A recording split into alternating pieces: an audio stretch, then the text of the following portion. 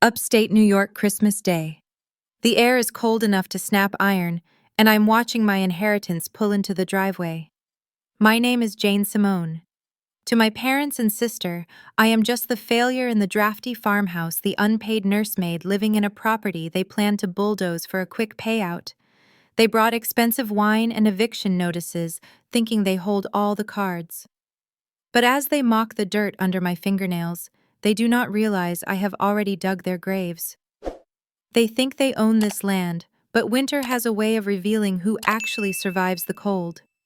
Like, share, comment, and subscribe to our channel. We always appreciate the time you spent here with us. The axe head was cold enough to burn the skin. I didn't wear gloves for the first few swings because I needed to feel the handle to know the grip was true before the sweat started. It was 0 degrees out, maybe 5 below, with the wind coming off the north ridge. The air didn't just sit, it bit. It found the gap between my scarf and my collar and settled there like a knife. I brought them all down. The hickory round split with a sound like a gunshot, sharp and clean, echoing off the side of the barn. 2 halves fell into the snow. The wood was seasoned oak, dense and heavy. It would burn long. It would burn hot. I needed it to. The old furnace in the cellar was a dying animal that ate oil and gave back only noise, so the wood stoves were the only things keeping the pipes from bursting and the old people from freezing. I set another log on the block. My breath came out in thick white plumes that vanished into the gray sky. My lower back had a dull, rhythmic ache, the kind that lives in the bone and doesn't go away with sleep. It was a familiar feeling. It felt like work. It felt like ownership. I stacked the wood in the carrier until the canvas straps groaned. The weight pulled at my shoulders. I walked back to the house, my boots crunching through the crust of ice that had formed over the mud. The farmhouse stood against the gray sky, white-clabbered, peeling in places I hadn't reached yet, with the scraper, the roofline sagging just a fraction over the porch. It wasn't a pretty house anymore. It was a structure that required blood and time to stay standing. It was a drafty old heap, but it held the heat if you knew how to feed it. I kicked the snow off my boots on the granite step, the sound dull and heavy before I shouldered the door open. The heat hit me first, smelling of dry cedar and the roast goose I had in the oven. It was a good smell. It smelled like safety. I dropped the wood into the bin by the stove and stripped off my Carhartt jacket. It was stained with oil and sawdust. Underneath, I wore a flannel shirt that had been my grandfather's 10 years ago, the cuffs frayed, the elbows thin. I checked the thermostat. 68 degrees. Good. I went into the living room. Grandpa Frank was in his wheelchair by the window, staring out at the white fields. He didn't move much anymore.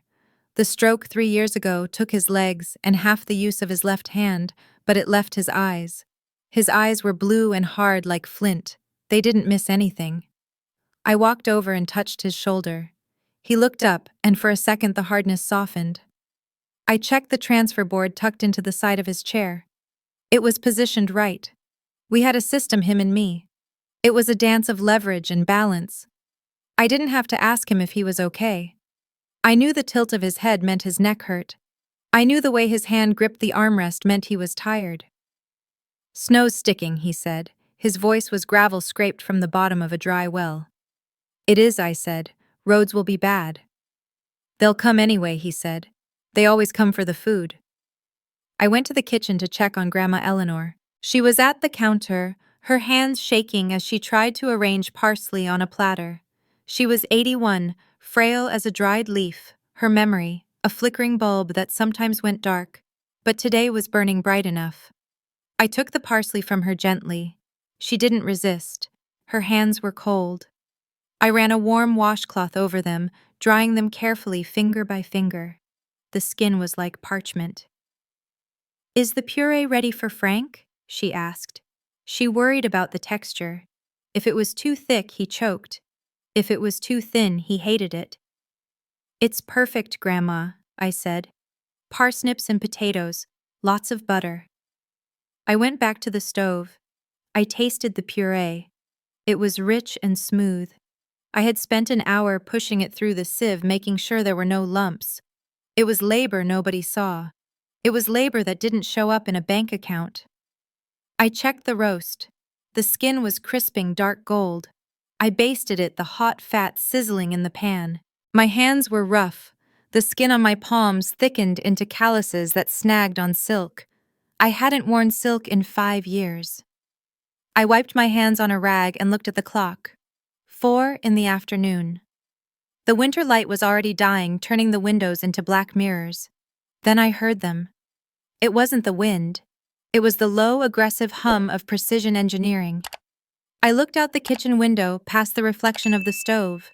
Twin beams of blue-white LED light cut through the gloom, sweeping across the snow-covered pasture as they turned into the driveway. A Porsche Cayenne, black and sleek, looking like a beetle on the white ground. Behind it, a silver Lexus SUV. They moved too fast for the conditions. The Porsche fishtailed slightly near the old oak tree, correcting with a jerk that I knew came from traction control, not driver skill. They didn't understand the ground here.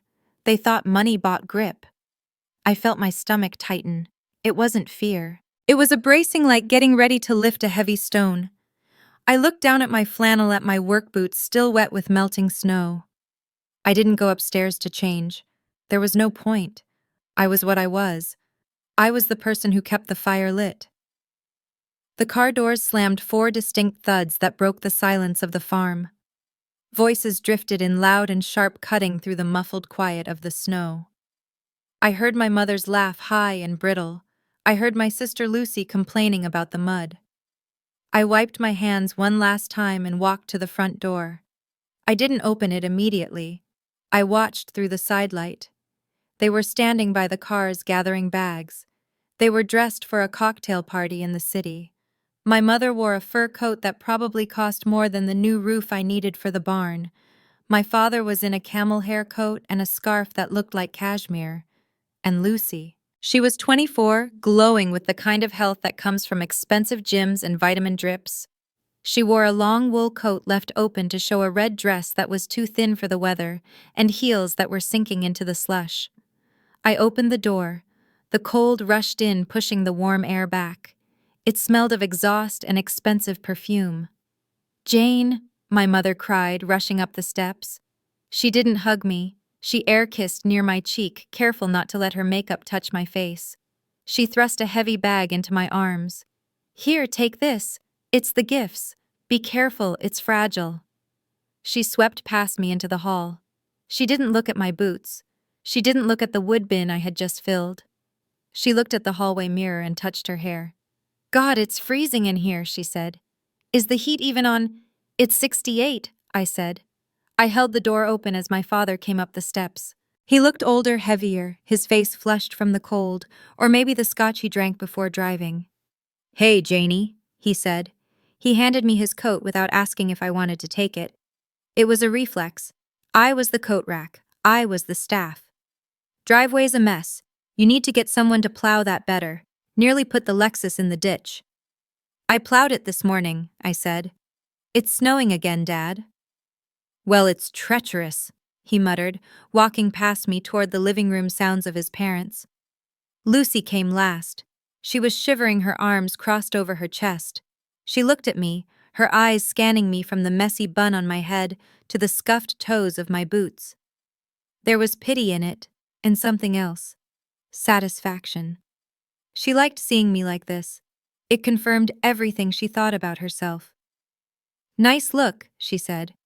"Very rustic. Did you chop the tree down yourself, too?" "Just the wood to heat the house you're standing in," I said. She laughed, a short, sharp sound. "You're so dramatic. Here."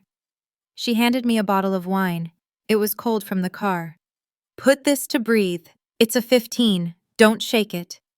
She walked inside, her heels clicking loudly on the hardwood floor I had refinished on my hands and knees 2 years ago.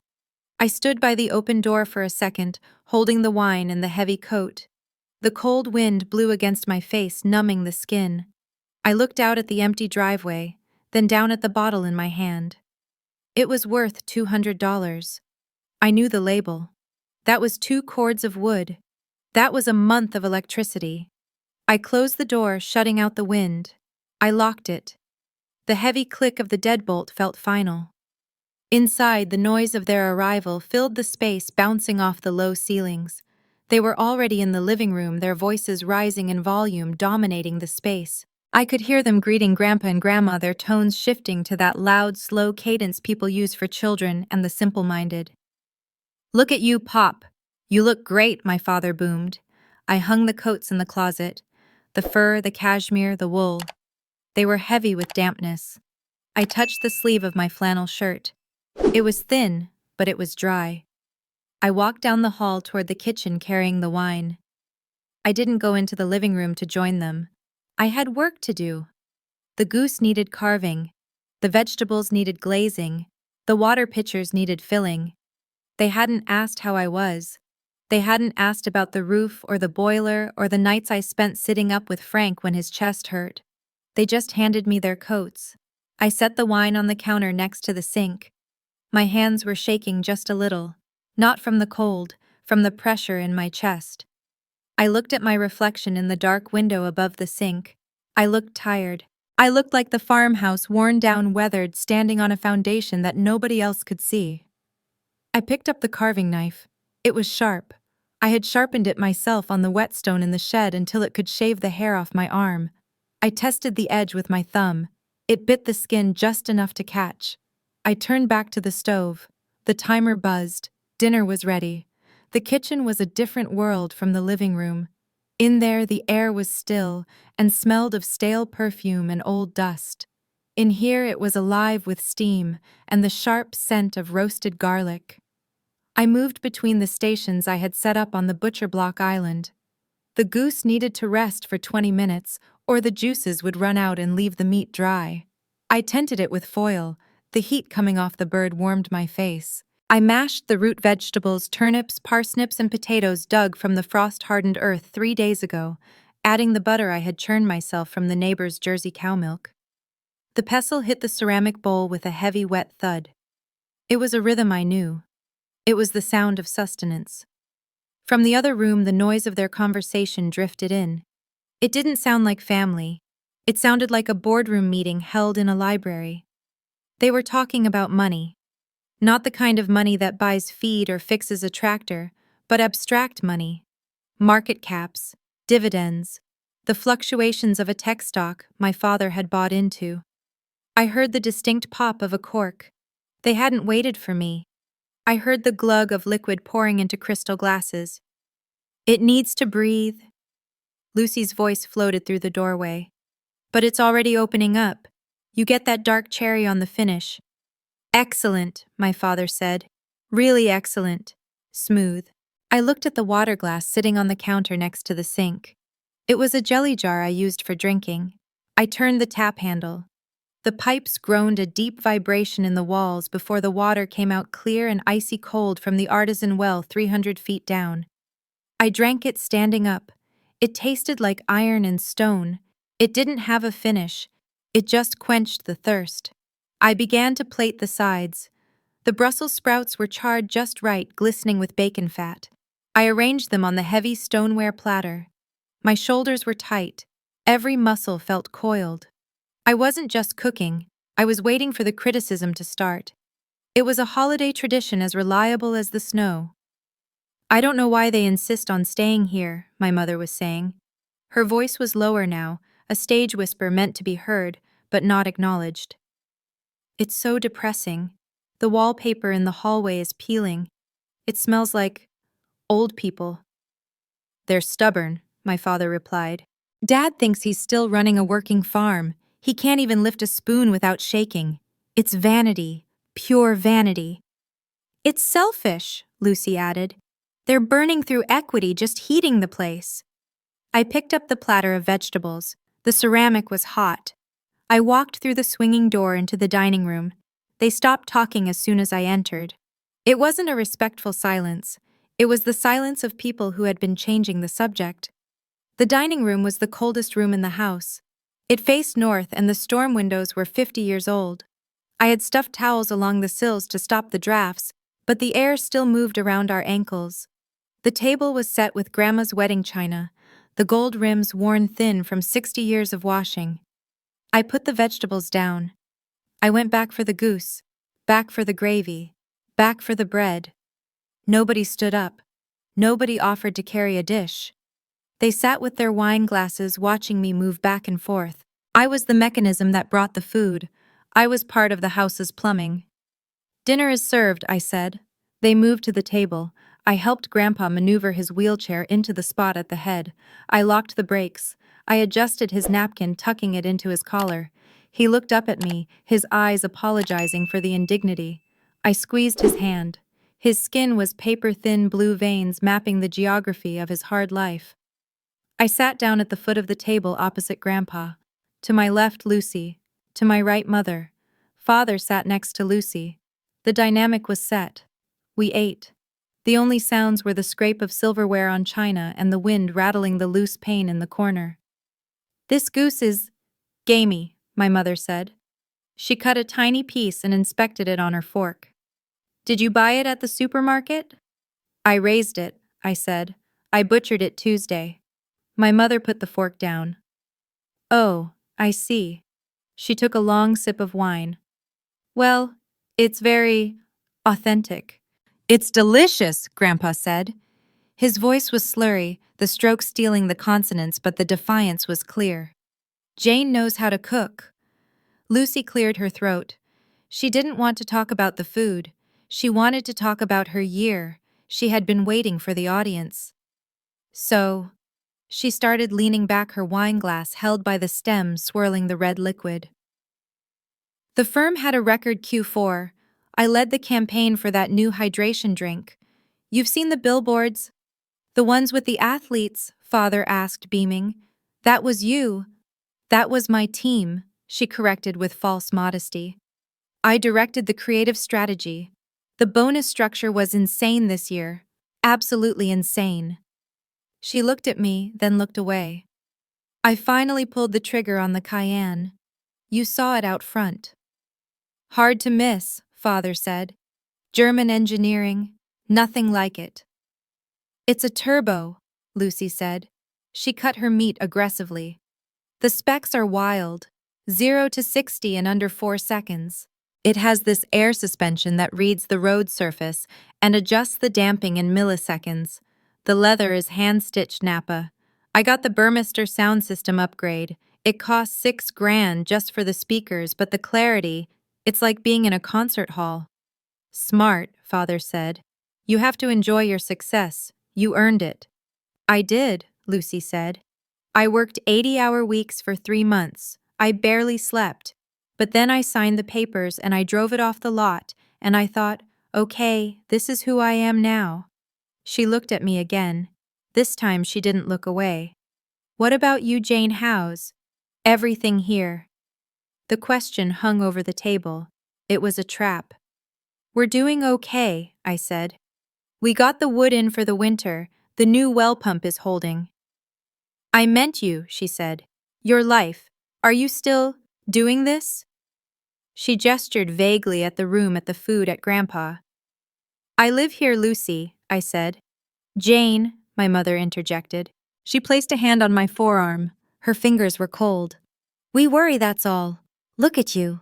You're almost 30. You're wearing a flannel shirt to Christmas dinner. Your hands—" She looked at my hands resting on the table. The knuckles were red and chapped. There was a healing cut on my thumb from the barbed wire fence I fixed last week.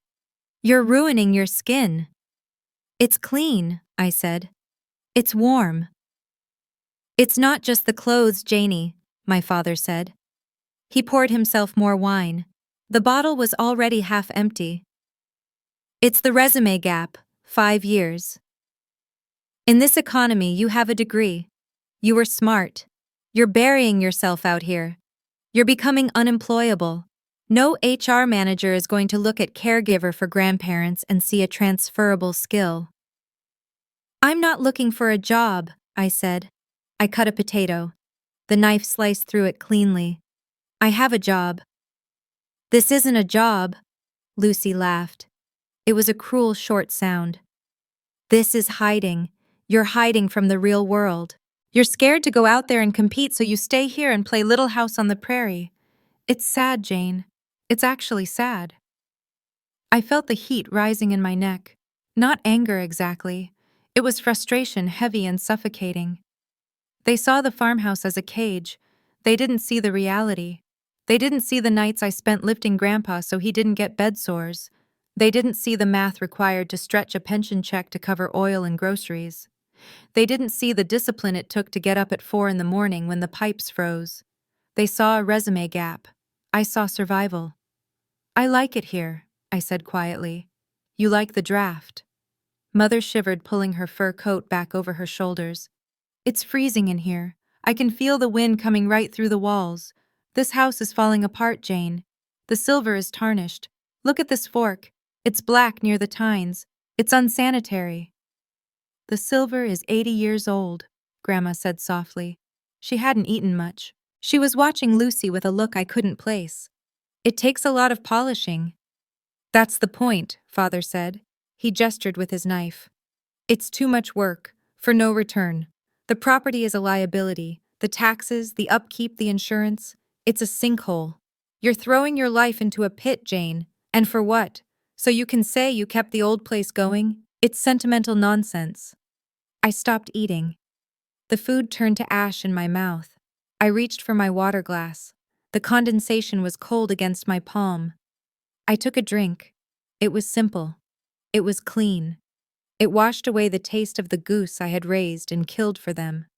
I looked around the table. They were eating the food I grew. They were sitting in the warmth I created with the wood I chopped. They were drinking wine I couldn't afford. They were the consumers. They took, and they took, and they complained about the quality of the service. I was the producer. I was the foundation. And they looked at me like I was the dirt the foundation sat on. "It's not nonsense," I said. My voice was steady but low. "It's home."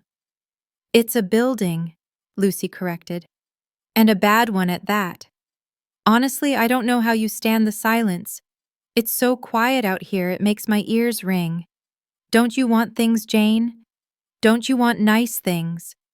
She touched the diamond pendant at her throat. A unconscious gesture of ownership.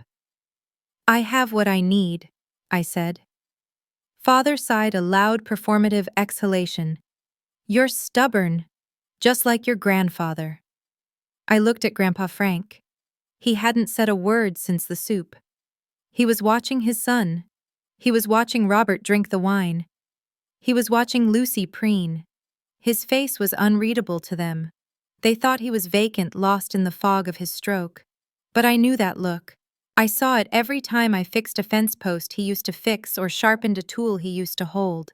It wasn't vacancy, it was assessment. He was measuring them. He was weighing them on a scale they didn't even know existed. Grandpa's eyes met mine. For a second, the mask slipped. He winked. It was a tiny movement, barely a twitch of the eyelid, but it was there. "Pass the potatoes, Jane," Grandpa rumbled. "And pour me some of that water. The wine gives me heartburn." I stood up to help him. As I moved around the table, I felt the separation between me and them as a physical thing, like a wall of glass.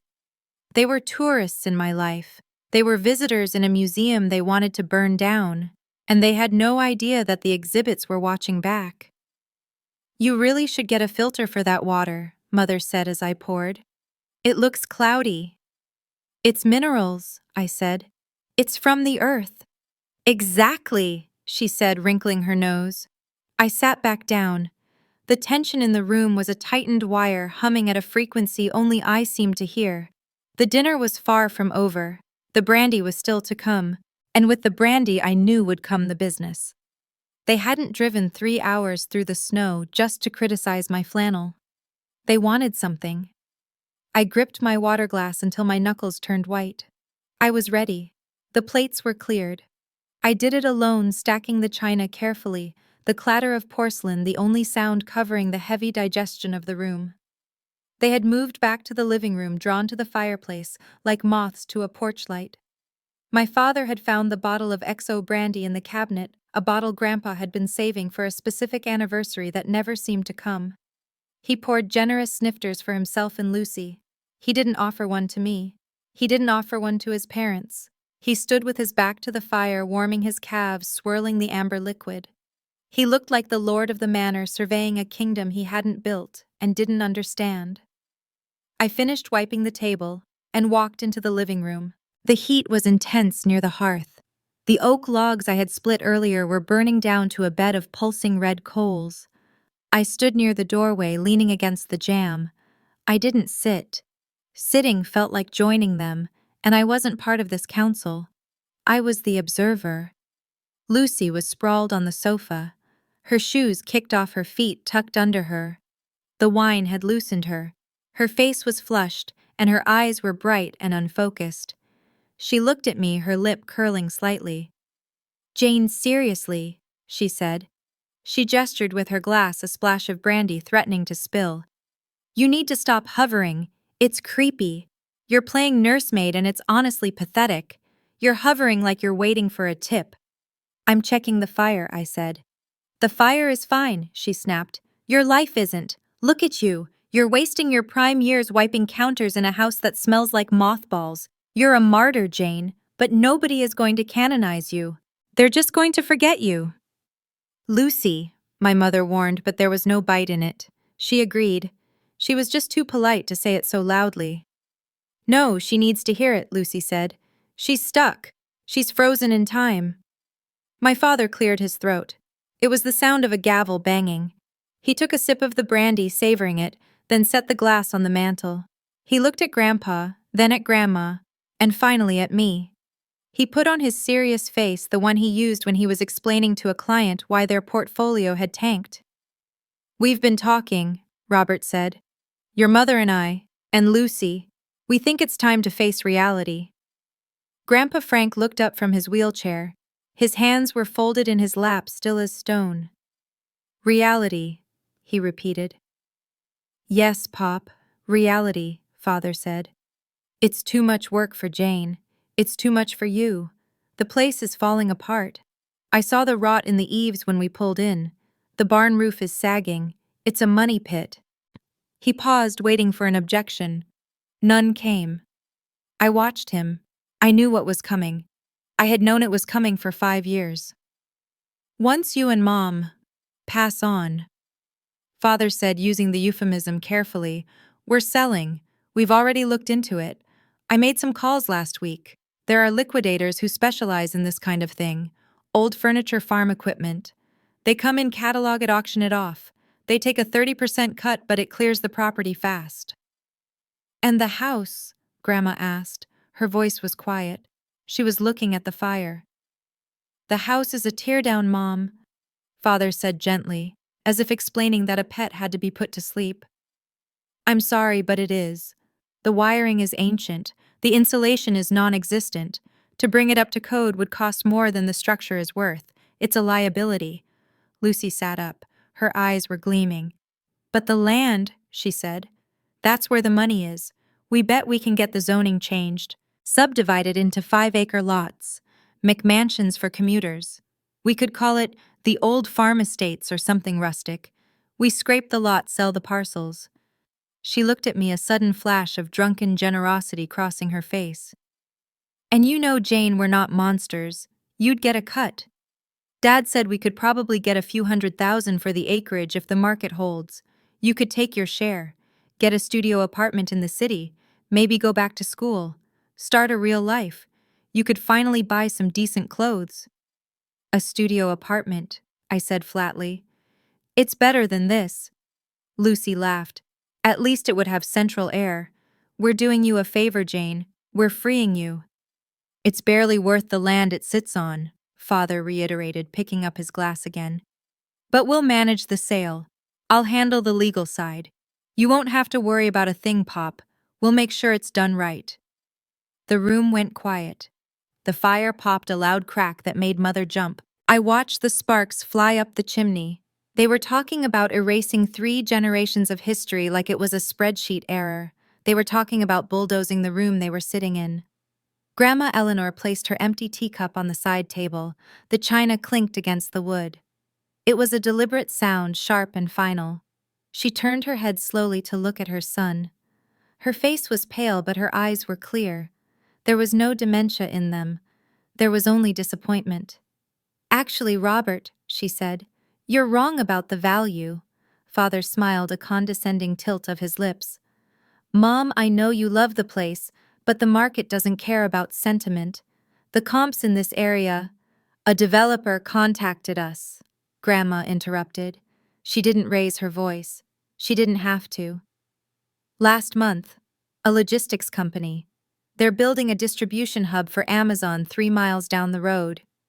Father stopped swirling his brandy. Amazon. They need the highway frontage, Grandma continued. Our south pasture runs right along the new on-ramp they're planning. They don't want to build houses, Robert. They want to pave it. They want a transit depot. She paused. She looked at Lucy, then back to Robert. They offered $2.5 million, Grandma said, just for the commercial access rights and the lower 40 acres. The silence that followed was absolute. It was heavy and thick. I heard the wind howling outside, scratching against the siding. I heard the grandfather clock ticking in the hall. Lucy choked on her drink. She coughed a wet hacking sound, wiping her mouth with the back of her hand. 2.5 million. Father's eyes went wide. The condescension vanished. The worry about the teardown vanished. In its place, a naked, hungry light appeared. He did the math in his head instantly. I could see the numbers scrolling behind his pupils. 2.5 million, he whispered. Jesus. Mom, are you sure? Is it in writing? It's a letter of intent, Grandma said. They sent a courier. Oh my God, Lucy said. She stood up unsteady on her feet. Grandma, that changes everything. We could get you a penthouse, assisted living top tier, the best doctors. We could fix everything. She looked at me, but she didn't see me. She saw a number. She saw a Porsche paid in full. She saw a condo in Manhattan. We have to sell, obviously. I mean, who turns that down? We need to call a lawyer first thing Monday, Father said, his voice rapid and energized. He began pacing the rug, dodging the coffee table. We need to lock that offer in before they walk. If they find another access point, the value drops to 0. We have to move fast. I can fly back up on Tuesday. I'll handle the negotiations. We might even be able to squeeze them for 3. He looked at the house walls, but he wasn't seeing the rot anymore. He was seeing a gold mine. We sell the rights, we bulldoze the house to clear the lot for their trucks. It's perfect. It solves everything. He turned to Grandpa, a grin stretching his face. Pop, you're sitting on a lottery ticket. We're rich. Grandma shook her head. It was a small movement, but it stopped Father mid-stride. We can't sell it, Robert, she said. What do you mean? Father laughed nervously. Of course we can. It's your land. Neither can you, she added. Grandpa Frank spoke then. He wheeled his chair forward, the rubber tires squeaking on the hardwood. He moved into the center of the room, placing himself between the fire and his son. The firelight cast his shadow long across the floor, covering Lucy's feet. We signed the deed over to Jane last week, Grandpa said. His voice was iron. It didn't slurry. It cut through the greed like the axe through the oak. Recorded at the county clerk's office on Tuesday, he said. Stamped and sealed. Father froze. His mouth opened, but no sound came out. He looked at Grandpa, then at me. The color drained from his face, leaving it gray and waxy. You... what? It's Jane's property, Grandpa said. House land, timber, and highway frontage. It's all in her name. You can ask her if she wants to sell. The explosion was immediate. Father threw his hands up, brandy sloshing over the rim of the glass onto the rug. You gave her a $2.5 million property, he shouted. Are you insane? She can't handle that. She's a child. She has no assets, no experience. It's done, Grandma said. It's not done, Father roared. He turned on me, his face twisted with a sudden, vicious anger.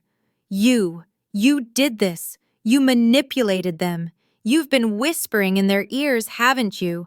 Playing the poor servant girl while you pick their pockets. Dad, stop, I said. I stood up from the doorframe. No, I won't stop. he yelled. This is fraud, Jane. It's undue influence. They are elderly. They are infirm. You took advantage of them to steal our inheritance. I'll contest the deed. I'll have you in court so fast your head will spin. No judge will let this stand. You can't just gift a multi-million-dollar asset to a nursemaid to avoid taxes. It's illegal. Lucy was staring at me, her mouth agape. You stole the house, she whispered. You actually stole the house. I didn't steal anything, I said. I reached into the back pocket of my jeans. I pulled out a folded document. It was thick, heavy paper. I had carried it with me all evening.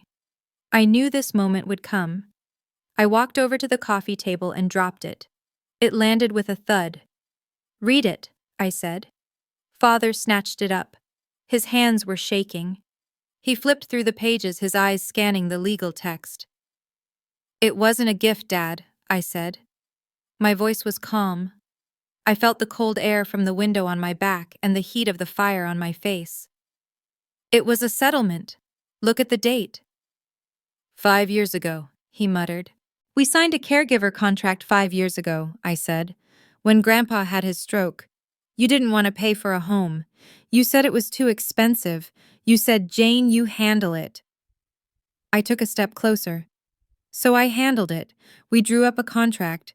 My labor 24 hours a day, 7 days a week at the market rate for in-home nursing care, plus overtime, plus management fees for the farm.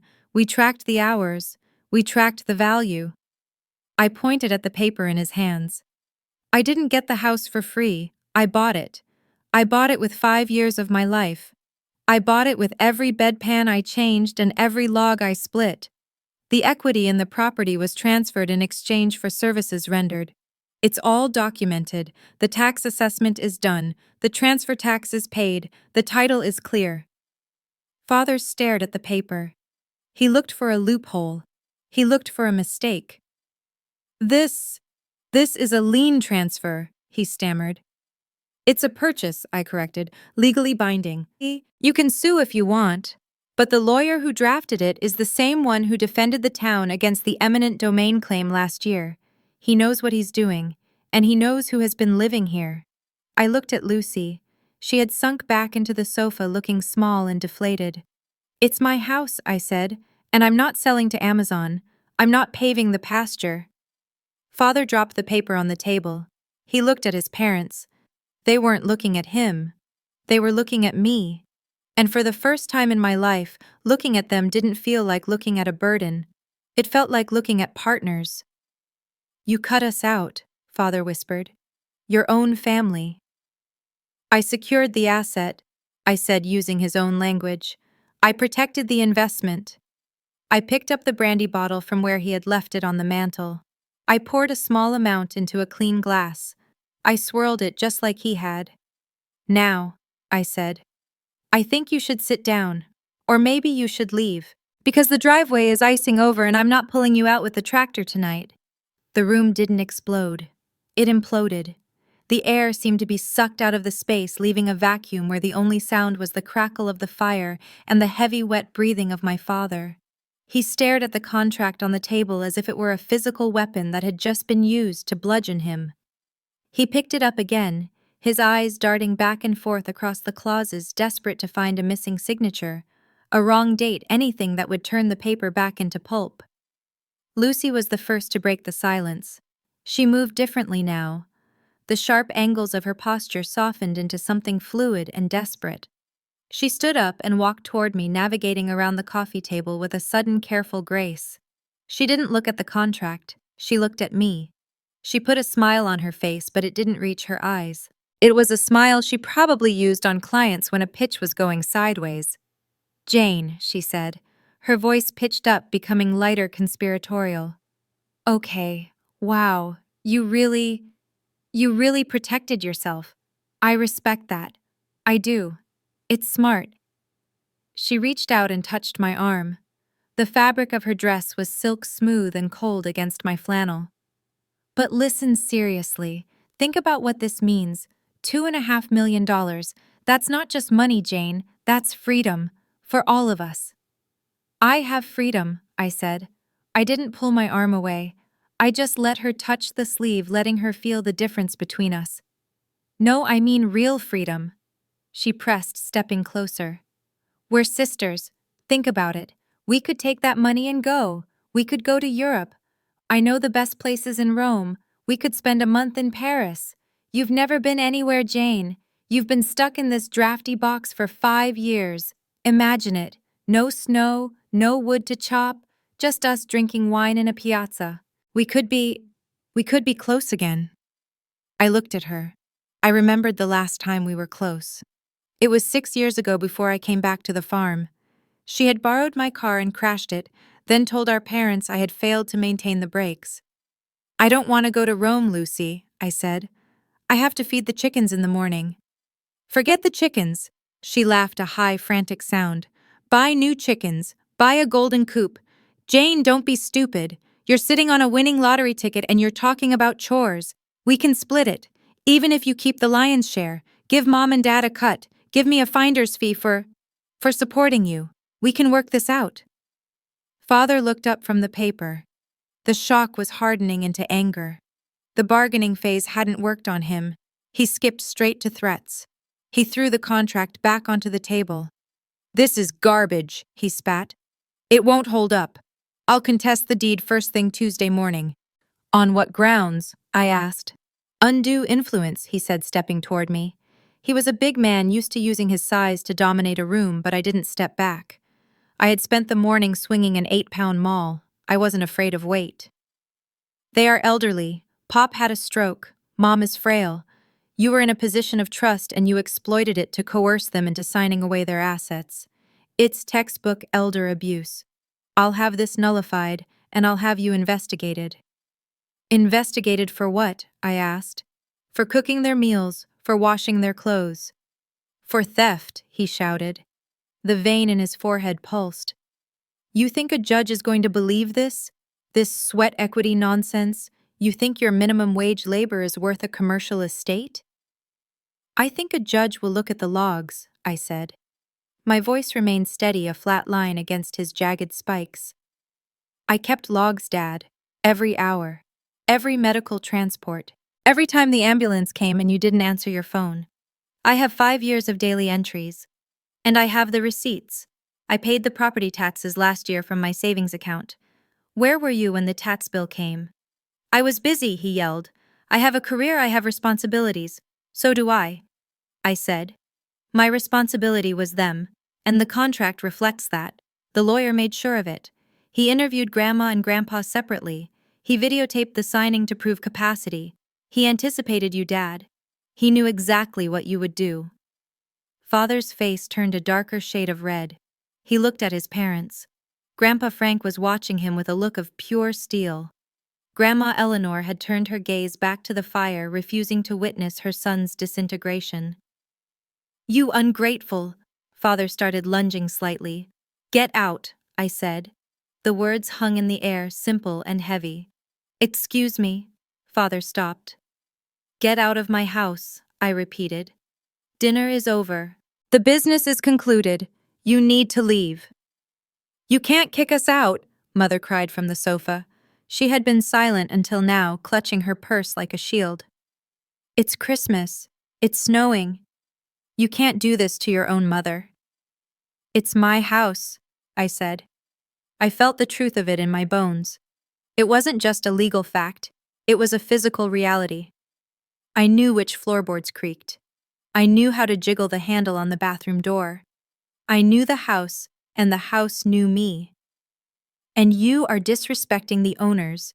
You came here to strip the carcass of this farm before it was even dead.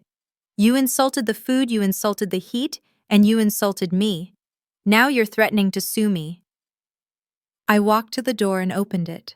The wind howled in, carrying a spray of ice crystals that scattered across the hardwood floor.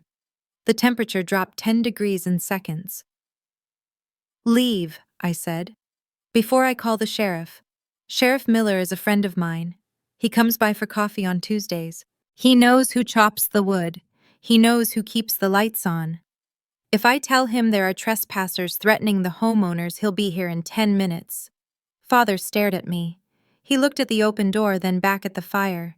He realized finally that he had no leverage. He was a man with a suit and a title, but out here in the winter those things didn't matter. Authority belonged to the person who held the deed and the axe. "Fine," he sneered. "Fine. Keep your rotting house. Watch it fall down around your ears. Don't come crying to me when the roof collapses and you're broke." He marched to the closet and grabbed his camel hair coat. He jammed his arms into the sleeves, nearly tearing the lining. "Helen, Lucy, let's go." Mother stood up, trembling. She looked at Grandma. "Mom, you're just going to let her do this?" Grandma Eleanor didn't turn her head. "Good night, Helen. Drive safe." Lucy grabbed her coat and her bag. She stopped in front of me. The mask was gone. Her face was twisted with a distinct, sharp hatred. "You're going to regret this," she hissed. "You're going to rot here alone." "I'm not alone," I said. They spilled out onto the porch. The transition was violent. They went from the warm amber light of the living room into the blue-black hostility of the storm. I followed them out, standing on the top step. The wind whipped my hair across my face, but I didn't feel the cold. I felt a strange, burning heat in my chest. They struggled down the steps. The salt I had put down earlier had been covered by fresh powder. Mother slipped, gripping the railing with a gasp. Father didn't help her. He was already marching toward the Lexus. I watched them fumble with the car doors. The wind snatched the Lexus door out of Father's hand and slammed it against his hip. He cursed a sound that was swallowed instantly by the gale. Engines roared to life. The red taillights flared, cutting through the swirling snow. The Lexus backed out first. It had all-wheel drive, but the tires were all-season, meant for highway exits, not farm lanes. It slid sideways, the rear end drifting toward the drainage ditch. Father overcorrected. I saw the front wheels spin, throwing up rooster tails of slush. He managed to find grip, the car lurching forward onto the county road. Then the Porsche. Lucy was behind the wheel. She revved the engine, aggressive and foolish. The high-performance tires were useless on the ice. They were hard plastic hockey pucks. The car didn't move forward. It just slid sideways, crab-walking down the driveway slope. She hit the brakes, and the ABS chattered loudly, a mechanical stutter in the night. The rear bumper kissed the snowbank I had piled up that morning. I watched. I didn't move to get the shovel. I didn't move to get the bag of sand.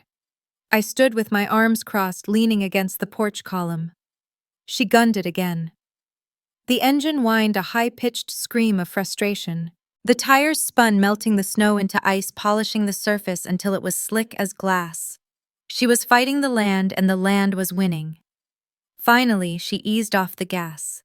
She let the car roll inches at a time, finding the gravel beneath the snow until the tires bit. The Porsche jerked forward, fishtailing wildly, before finally gaining the road. They didn't honk. They didn't wave.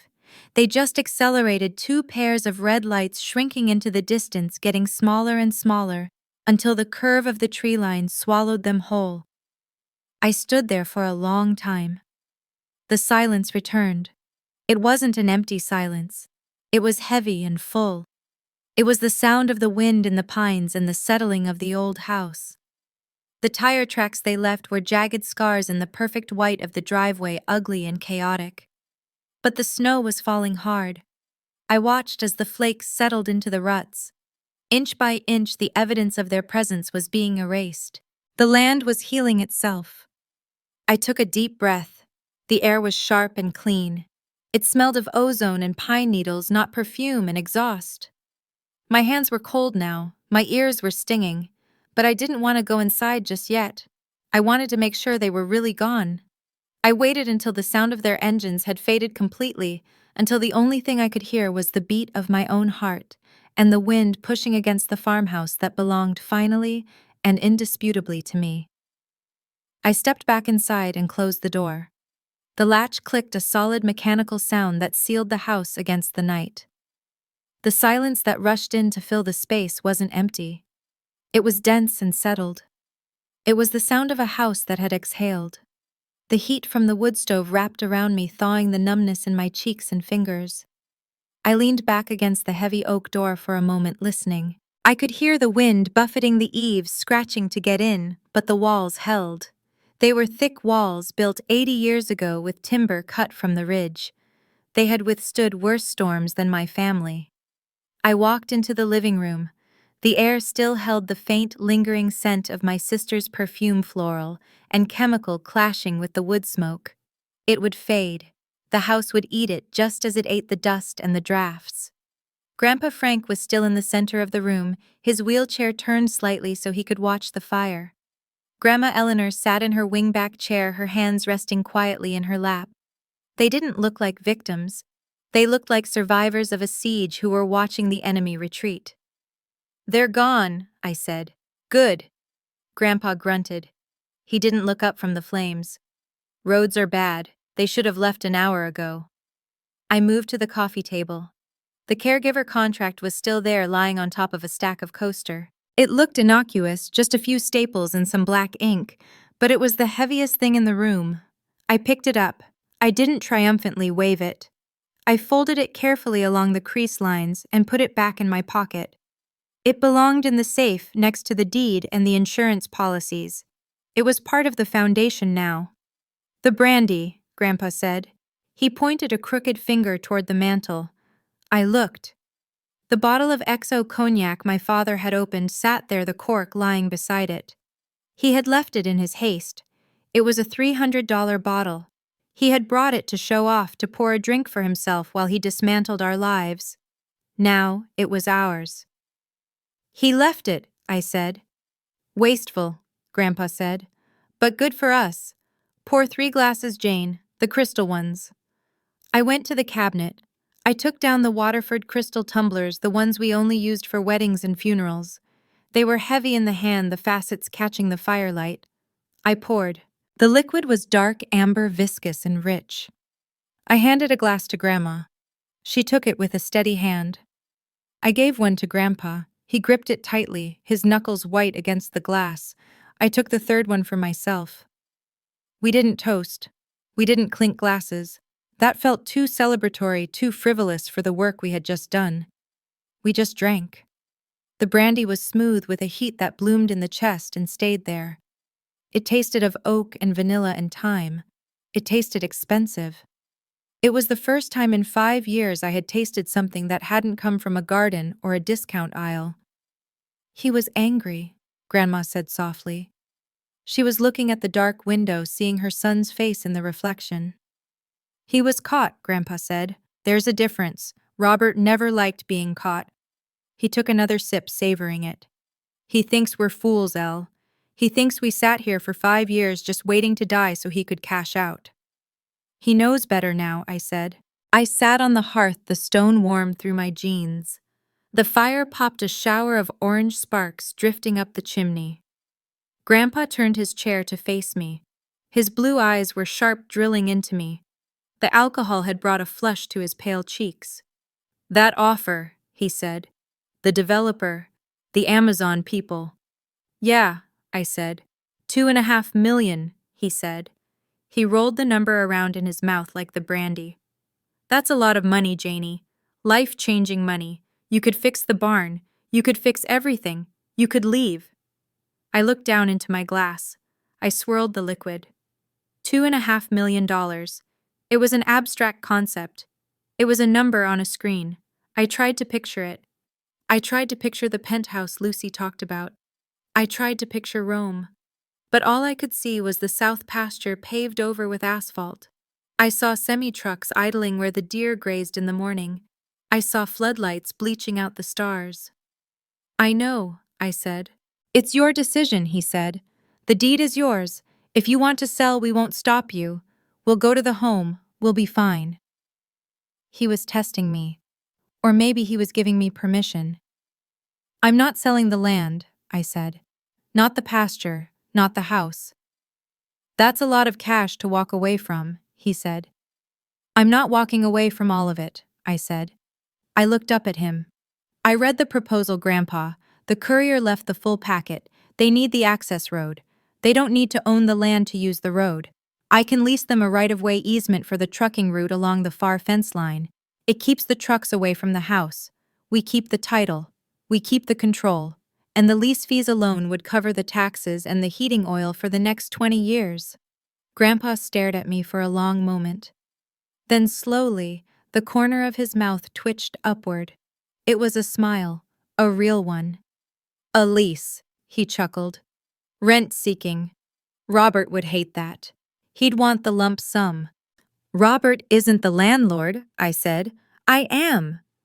Yes, Grandma said, her voice firm. You are. We finished the brandy in silence.